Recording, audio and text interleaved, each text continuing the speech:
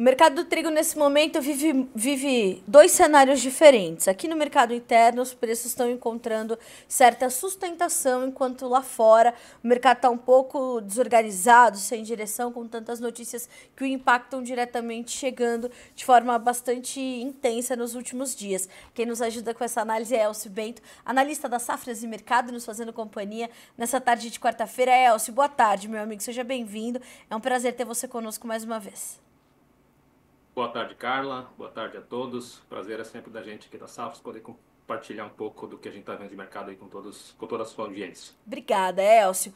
Elcio, vamos começar pelo mercado interno, porque nessa semana o CPEA já destacou que os preços nominais aqui no Brasil chegaram a testar suas máximas desde agosto de 2024. De fato, é um momento de preços sustentados para o trigo no mercado nacional, no mercado interno, e isso favorece o produtor em algum momento, ou já não tem tanto trigo para o produtor participar desse cenário? Carla, foi um ano que, de um modo geral, não foi um ano ruim em termos de cotações. A gente teve já cotações recuperando, e o que acontece agora, neste momento, é que, como tu disseste, tem muito pouco trigo para negociar aqui no Brasil. O Paraná não deve ter mais que 5% da sua safra. No Rio Grande do Sul, 80% já foi comercializado. Então, é pouco trigo que tem, e esse pouco trigo que tem, ele tende a ser disputado pelos moinhos ao longo da entre-safra. É bem verdade que também no curto prazo o moinho tá lento. A grande reclamação das indústrias é que o mercado de farinha não está respondendo, a gente não vê o mercado de farinha ativo e repassando preços, é um mercado que está bastante lento. Então, se o mercado de farinha não anda, também os moinhos não tomam decisões ou posições mais agressivas para esses trigos que ainda restam da safra velha. O que a gente vê, então, é um produtor que se baliza pela paridade de importação, faz a conta exatamente de quanto o moinho pagaria para ter o trigo importado e oferece o seu trigo também nessa paridade com o mercado internacional. E a gente vê o câmbio que também é volátil, momentos mais firmes elevam as paridades de importação, os referenciais de preço se elevam, outros recuam um pouco, e aí a gente tem também o mercado ficando parado em relação dessa volatilidade especial do câmbio. O que a gente vê, mesmo quando a gente olha para a paridade de importação, e acho que depois a gente vai falar de mercado internacional, a gente vê o mercado de bolsas de Chicago despencando, mas quando se faz a paridade com a Argentina, que é a primeira formadora de preço no Brasil, os preços ainda estão firmes, acima de 245, 250 dólares, que garantem preços altos no mercado brasileiro. Se a gente compara o ano passado, no Paraná a gente tem elevações de quase 30%, o Rio Grande do Sul em torno de 20%, 30% também. Então são preços que no mercado interno são firmes, mas como tu disseste, tem pouco trigo para comercializar. Quem negociou antecipadamente, se a gente vai para o Rio Grande do Sul, nós tivemos bons negócios, sobretudo para trigo para ração. O Vietnã comprou muito trigo brasileiro e não foi uma safra tão ruim assim em termos de preços. Mas esses preços, efetivamente, que a gente pode considerar bons e remuneradores, é para pouco trigo. Diríamos lá para quem tem no Paraná 5% da safra, no Rio Grande do Sul 20%. Então, quem tem esse trigo hoje está numa posição muito defensiva e esperando, né, melhores momentos para negociar no pico da entre-safra. E isso, como é que, ao seu ver, pode acontecer efetivamente entre os produtores? Elcio, eles podem entender como é que as coisas podem caminhar e vão andar com os negócios dessa forma, ou talvez eles vão esperar um pouquinho mais e ver se o mercado vai tomar uma outra direção? O que você espera em termos de negócios que pode acontecer a partir desse quadro? Tem casos não é homogênea a situação. Se a gente vai para o Paraná, hoje o que a gente tem é a safra de verão tomando conta. Quem tem trigo nem consegue mexer com trigo, até porque esse trigo está embaixo da soja, a atenção é toda voltada para a soja. O preço dos fretes tem impeditivos para negociar trigo nesse momento. Fretes muito altos.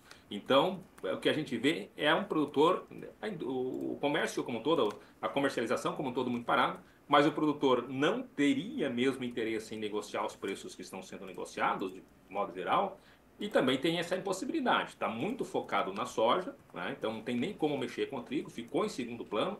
E aí, a outra questão é exatamente que o produtor que não vendeu até agora é um produtor que está capitalizado, que teve condições de segurar esse trigo até agora, e a percepção é de que se segurou até agora, segurar até o pico da entre-safra é uma estratégia melhor. A menos que algum moinho entre mais agressivo e pague o que estão pedindo, o que a gente vê agora é um spread largo entre o que o moinho oferece e o que o produtor está disposto, o preço a que ele está disposto, pelo qual ele está disposto a vender.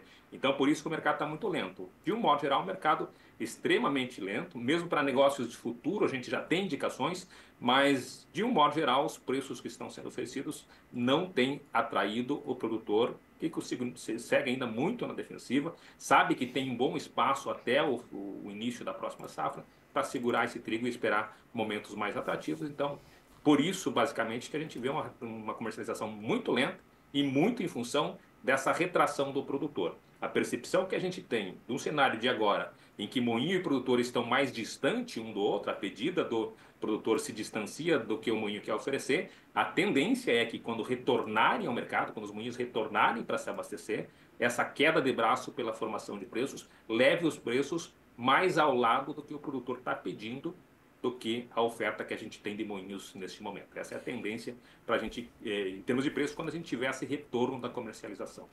Elcio, essa é uma preocupação para que o produtor tome mais cuidado ou são situações que podem interferir nas decisões que o produtor vai tomar para a próxima safra? Já começa o plantio da nova safra aqui no Brasil e nós já vimos conversando sobre isso e temos falado muito sobre como as coisas estão se construindo com certa dificuldade por conta das últimas frustrações que teve o produtor brasileiro. Agora, esse cenário de preços que sobem, mas não atendem às necessidades do produtor. Como é que esse momento que o mercado está vivendo agora impacta na decisão do produtor de trigo para essa próxima safra que está prestes a começar a ser plantada? Pois é, Carla, mais uma vez, aí não é uma questão muito homogênea para todo o Brasil, né? Se a Certo. gente vai para a região do Cerrado, por exemplo, a gente já tem plantio que já começou e, na verdade, começou atrasado. Em Minas Gerais, o plantio começa início de março, mas uma seca muito forte atrasou o plantio. Então, já mesmo no Cerrado, que a gente tinha uma expectativa de um aumento da área plantada mais consistente, mais expressivo até em relação a outras regiões do país, no Cerrado, esse atraso do plantio já deixa a janela para plantar trigo mais curta e muito produtor prefere não arriscar plantar trigo a partir de abril. Então, uma percepção que a gente tinha de um bom aumento de área no Cerrado, quando a gente fala já do trigo sequeiro, pode ter ou deve ter enfim, uma frustração daquela nossa expectativa inicial, exatamente por essa seca que prejudicou a situação de plantio. Se a gente começa a descer um pouquinho, vem para o Paraná, talvez o Rio Grande do Sul, São Paulo, perdão, uma situação parecida também, os preços do trigo não chegam a ser ruins. Quando a gente pega os preços do trigo, historicamente, até comparado a outros anos, não são preços ruins. O que pega para o trigo neste momento é a competição, especialmente com o milho safrinha. Se o preço do trigo está bom, o do milho está ainda melhor nessa comparação. Se a gente faz as relações de trocas de milho e trigo com insumos, os insumos, ou melhor, essa relação está mais favorável ao milho. Na mesma relação de preços de trigo e milho, o trigo hoje está valendo mais proporcionalmente que o trigo. Então são concorrentes, esses concorrentes no lado, enfim, das contas aí financeiras que podem reduzir um aumento da área de trigo. A gente fala reduzir um aumento porque inicialmente a gente esperava que tivesse esse aumento. No Paraná a gente já não acredita nesse aumento de área, mas é um cenário muito complexo, até porque tem questões de seca em lavouras de milho safrinha que frustraram, que prejudicaram a lavoura do milho. Pode ser que produtores decidam, enfim, desistir dessa plantio de milho, arar, né? Passar a grade nesse plantio, nesse milho safrinha e plantar trigo. Tem muita coisa ainda incerta. Se a gente vem mais para a questão do Rio Grande do Sul, aqui no Rio Grande do Sul a gente não tem muita opção de uma alternativa de mercado tão competitivo que é a questão do milho safrinha. O milho safrinha não concorre com o trigo aqui no Rio Grande do Sul. Aí tem outras questões que a gente vai falar de capitalização, vai falar de falta de financiamento, de crédito, a gente pode falar também de um seguro agrícola que não é confiável, digamos assim, que não atende o produtor na sua totalidade. E aí sim se completa o que tu falaste da questão climática. Paraná 3 anos seguidos de quebra de safra, Rio Grande do Sul há 2 anos com uma quebra de safra muito forte. Ano passado também teve trigo sofrendo com excesso de chuva. Então, por tudo isso, não só a questão de preço está sendo levada em conta, Mas nesse frigir dos ovos de muitas variáveis que tem aí, o nosso número ainda é um número de aumento de área em relação ao ano passado, em torno de 6%, Rio Grande do Sul um pouco mais forte, Paraná uma pequena queda, Cerrado, a depender do clima ainda, a gente tem uma tendência de recuperação de área plantada, especialmente o trigo irrigado tem uma tendência de recuperação, mas é muita variável, a gente não tem nesse período, normalmente a gente já tem um cenário mais desenhado de qual será a tendência à área plantada. Este ano a gente tem a semente que está bastante atrasada, a venda de semente. O produtor está esperando ao máximo para comprar semente, mas especialmente por essa questão de preço, pela questão agronômica do trigo, que ajuda na cultura de verão, ainda a gente continua trabalhando aqui com aumento de área para a próxima temporada. E é interessante observar, né, Elcio, como, apesar desses desafios todos que você elencou, é possível perceber que o produtor ele ainda vai buscar investir o mínimo adequado para ter uma safra pelo menos regular e participar desse mercado. Hoje a cultura do trigo ela tem se estabelecido de uma outra forma aqui no Brasil, ela vai se estendendo inclusive para regiões que não eram as mais tradicionais na produção, mas que onde a cultura também acabou se dando bem, a genética contribuiu e o perfil de produtor hoje de trigo no país também não é esse perfil heterogêneo, justamente porque ele foi se adaptando aos desafios do mercado, aos desafios da cultura, da comercialização, se desenhou diferente a produção de trigo do Brasil nos últimos anos, não? Sim, sim, é bem isso. A gente sempre costuma dizer que o produtor de trigo ele gosta de plantar trigo. O produtor, a cultura do trigo, quem planta trigo é apaixonado pelo trigo, tem enfim, gosta de plantar o trigo. Claro que também gosta de ganhar dinheiro, como todos nós, e é resiliente porque teve muitas complicações climáticas. Mas é uma cadeia que está se desenvolvendo por questões de cada região do estado um pouco do Brasil um pouco diferente.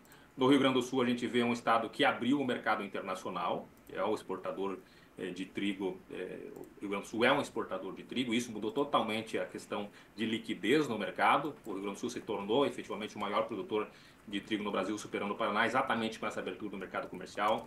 Tem o etanol que vem aí na próxima temporada, a gente já vai ter, não nessa safra agora, mas na próxima já a utilização de trigo para etanol. Então a cadeia vai se estabelecendo. O Paraná é um grande moageiro, a indústria moageira é muito forte, é bem localizada, então dentro do Paraná, a produção paranaense normalmente não tem atendido a demanda do Estado. Este ano, especificamente em função da quebra, mas normalmente o Estado do Paraná já deixou de ser um vendedor de trigo em grão, é um grande vendedor de farinha para outras regiões. E aí, como tu falaste, indo para o Cerrado também, é uma região que está conhecendo o trigo, né?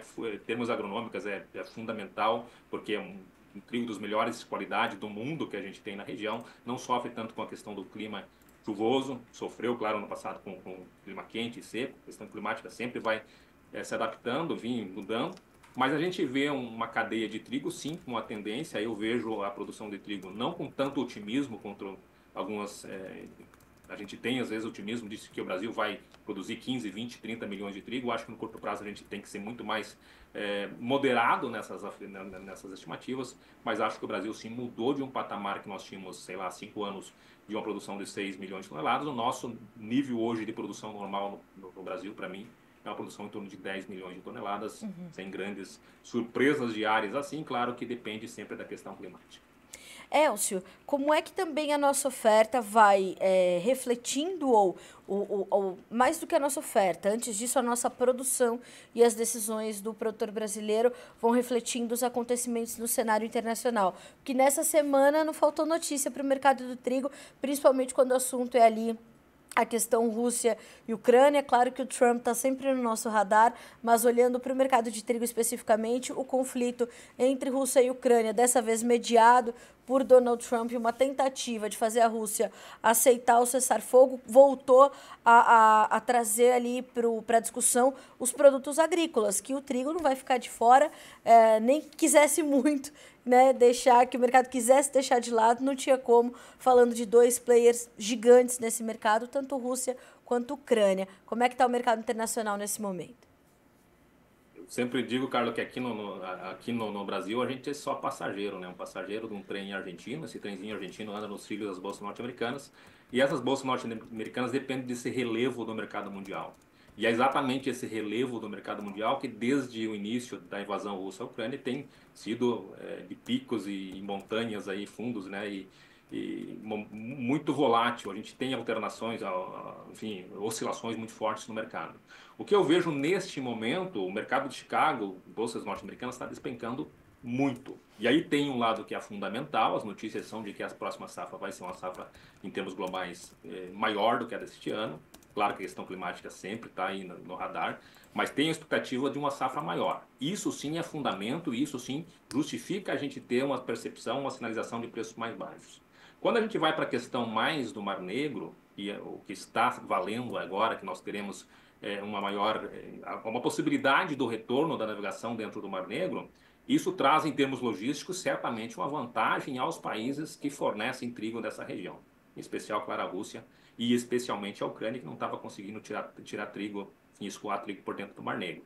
Então, isso com certeza dá um alívio, mas me parece, Carla, que esse alívio ainda ele fica muito mais no campo dessa expectativa desse alívio que está derrubando as cotações, do que efetivamente a gente terá com essas mudanças, se ela efetivamente for, enfim, aceita e atendida pelos países, especialmente pela Rússia. Se ocorrer essa mudança, essa melhora da logística do trigo no Mar Negro, a grande pergunta, né, na verdade, a grande percepção que a gente tem que ter é que não tem praticamente mais trigo para vender da Rússia.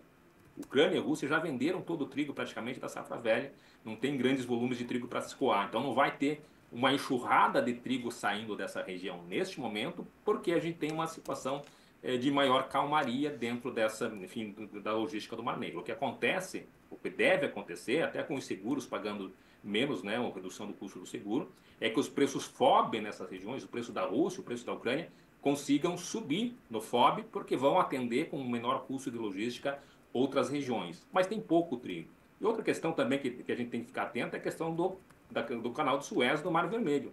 Os ataques que a gente tem a navios que passam pela região, já até com o Trump falando que vai retalhar, enfim, vai efetivamente retalhar até esses ataques, enfim, enfrentar esses ataques, mas ainda a gente tem essa complicação. Então, a saída que também tem desse próprio trigo que sai do Mar Negro pelo Mediterrâneo e depois pega o canal de Suez também está tendo dificuldade e teria que desviar, né, pelo canal, né, enfim, pelo Cabo da Boa Esperança na África. Tem muitas complicações aí. Mas para não sair do assunto, nessa questão do Mar Negro, eu vejo assim, traz calmaria e se torçamos que para que aconteça efetivamente o final da guerra, a gente vai ter mais calmaria e vai ter a retomada do comércio do Mar Negro sem até essas complicações que encarecem o frete. Mas para essa safra agora 25, 26, o trigo de inverno já foi plantado. Não teria mais plantio de trigo em função dessa melhoria ou dessa maior calmaria, maior tranquilidade nessa região. Trigo de primavera, quem sabe ainda especialmente na Ucrânia consegue recuperar um pouco,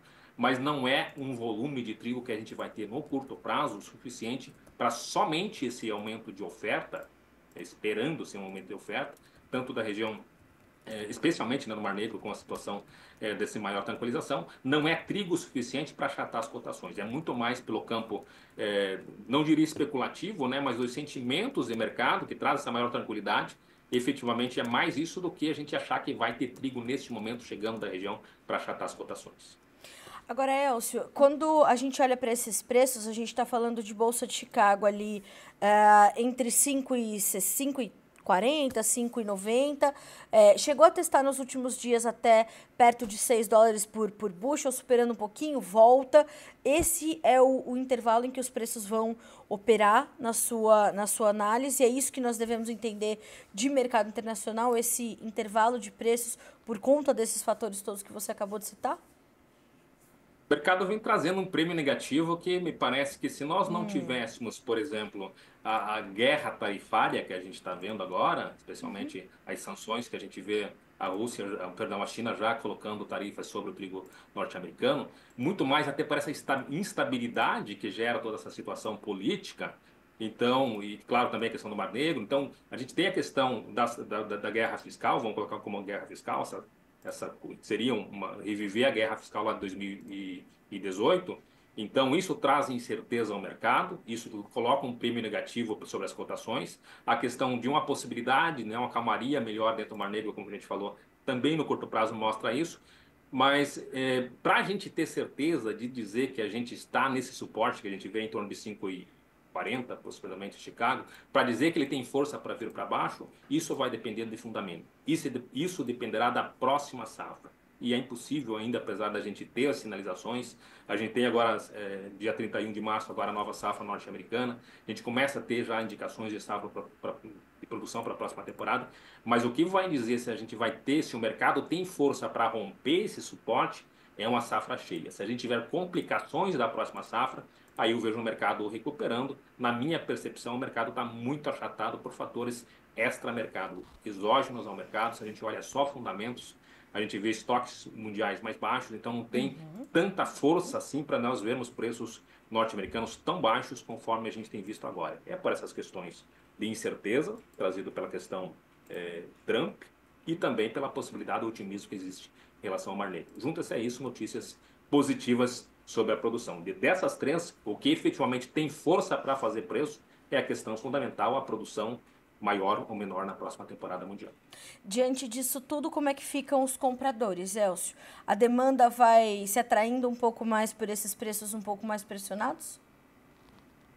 A gente tem, o mercado, a demanda mundial, ela não sofre grandes oscilações. Sempre digo isso, a gente tem Muito presente, alterações. né? Exato, e tem muita alteração do destino que está indo à demanda. O nosso grande fornecedor, a Argentina, está tendo neste momento oportunidade de negócio dentro da África, em regiões em que a Rússia normalmente atende muito bem, porque tem pouco trigo russo, o preço está mais caro, então a gente pode ter a Argentina aproveitando esse mercado. Agora a gente tem as sanções chinesas aos norte-americanos, que normalmente vendem 5% da sua produção, das suas exportações para a China. Os Estados Unidos, com preço mais baixo, vão buscar outros mercados. Pode atingir mercados argentinos, por exemplo. A Austrália, hoje preços muito baratos, atende muito bem o Sudeste Asiático. Então a demanda vai se distribuindo. A gente tem licitações de países grandes importadores buscando trigo. E claro, vão ser o mais pragmáticos possíveis e para buscar os melhores preços. E aí pode ser a Argentina, pode ser os Estados Unidos. Se a gente pensa em termos de Brasil, o que importa para nós é ficar de olho no que está acontecendo com o trigo argentino. A gente está comprando trigo argentino, a gente precisa comprar muito trigo argentino e os preços do trigo argentino, apesar de serem maiores que o ano passado, são preços que ainda atendem, no caso brasileiro, muito bem sem concorrência. O único trigo que teria alguma concorrência com o trigo argentino no Nordeste brasileiro seria um trigo soft norte-americano atualmente, com os preços com essas quedas que a gente tem lá.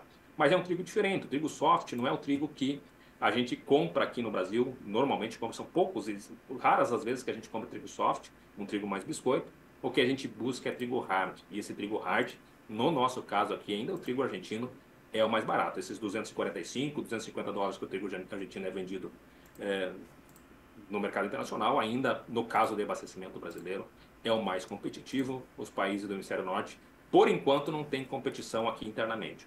Quando a gente deve ter uma entrada mais forte, enfim, de trigo, especialmente da Rússia, somente a partir de julho, agosto, quando a Rússia colhe. Aí vai depender do tamanho dessa Rússia, aí sim, se a gente tiver até essa acomodação, essa maior tranquilidade no Mar Negro, a gente volta a ter a presença de trigo russo dentro do mercado brasileiro. Até lá, vamos colocar assim, para ficar mais fácil de entender, até o final do primeiro semestre, a gente vai ter uma predominância de trigo argentino chegando aos países brasileiros. Bom, a gente vai acompanhar. Elcio, quero te agradecer, meu amigo, pela companhia, pela análise sempre impecável, completa, cobrindo todas as bases. Obrigada, Elcio, ter você para nós é um privilégio sempre. Volte mais vezes e a gente vai continuar analisando juntos esse mercado, meu amigo. Muito obrigada mais uma vez. Só agradecer a você, Carla. Obrigado a todos. Um abraço e até mais. Um abraço, até a próxima, Elcio. Obrigada. Bom, Elcio Bento, analista das safras e mercado. É interessante observar que, como nós estamos no momento de definição pelo produtor brasileiro, o que está acontecendo lá fora diz muito respeito a nós neste momento. Nós temos um mercado que vai ali buscando definir melhor a sua direção, mas tem alguns fatores que exercem certa pressão sobre as cotações, principalmente essa cena geopolítica bastante confusa no mundo nesse momento, e o Brasil aqui tomando decisões. E um produtor que... como o Elcio falou, o produtor de trigo é o produtor que gosta de plantar trigo, porque ele vem com alguma frustração de safra já nas últimas temporadas.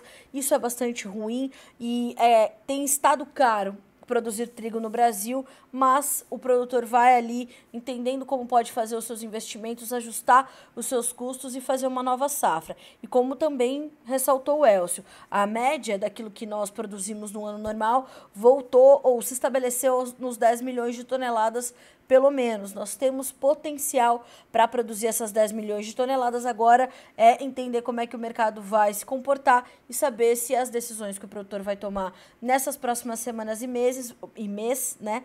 Porque já começa o plantio ali perto de maio.